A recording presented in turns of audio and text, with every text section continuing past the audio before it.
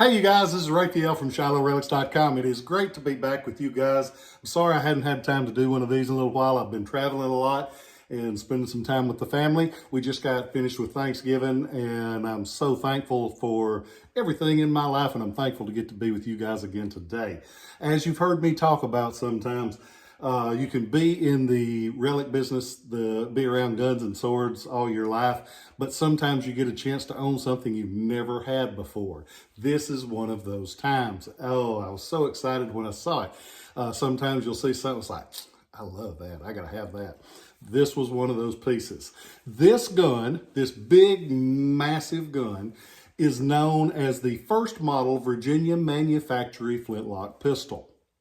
They were made in Richmond, Virginia, at the place they refer to as the Virginia Manufactory. And the lock plate will actually have the Virginia Manufactory lock plate or mark on the lock plate. Behind the hammer, it has the Richmond production location and it'll have the date.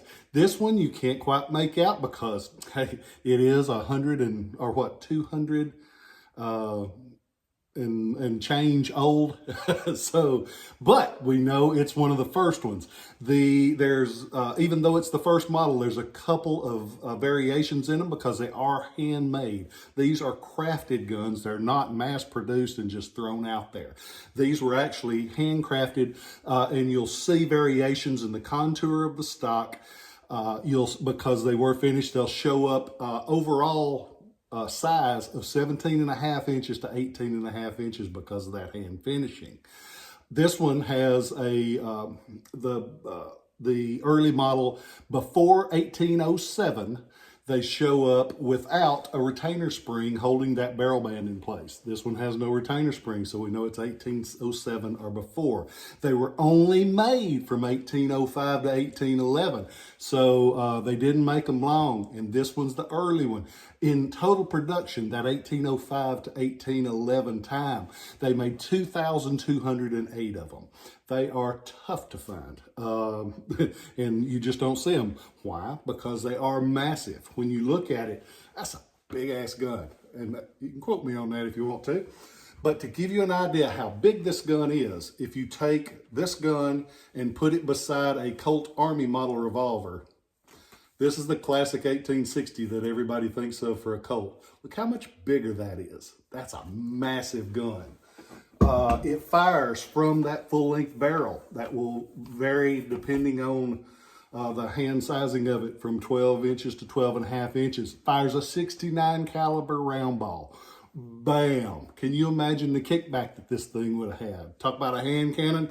Bam! That's a hand cannon. They are hand finished. This one is pretty. It's really nice. As with a lot of these early guns, when you find them these days, they have had something restored on them. And that's not a horrible thing. You hear people say restored and people get freaked out and scared. No, don't be that way, because it's a piece of history. And if the Mona Lisa got a slice in it, you wouldn't throw it away. You'd patch that slice and you'd be like, man, I got the Mona Lisa. So remember, restorations are okay. Be sure they're priced accordingly. In Flaterman's Guide, this early model, they list in value up to 25 grand. So, a little restoration, you can still have a good gun and have one that displays beautifully for a fraction of that price. This one is pretty all the way over. It does have the original nose cap, which is the part that holds the barrel onto the stock. The action works on it. It's got the markings. You can see those markings. It's just a great gun, and it's one of those, I've got pictures of it on the website from every angle. You can go on there and check it out. It is a great gun. And I've also got several other really cool flintlocks, percussion pistols.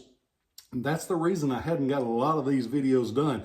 I made offers on 7 or 8 large collections, and you guys all decided to take me up at the same time. So I've got relics like I had never dreamt about. So I'm going to be writing those up and putting them on.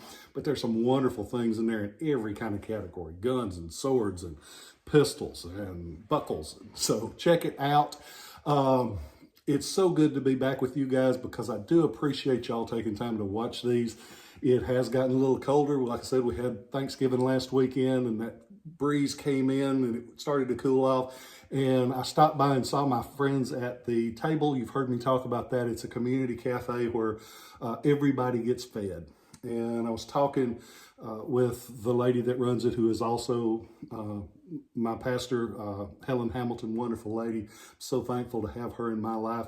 And we were talking about things that people, they hand out some clothes and everything to folks that need it. And it's surprising, the #1 requested item at homeless shelters and other shelters are socks.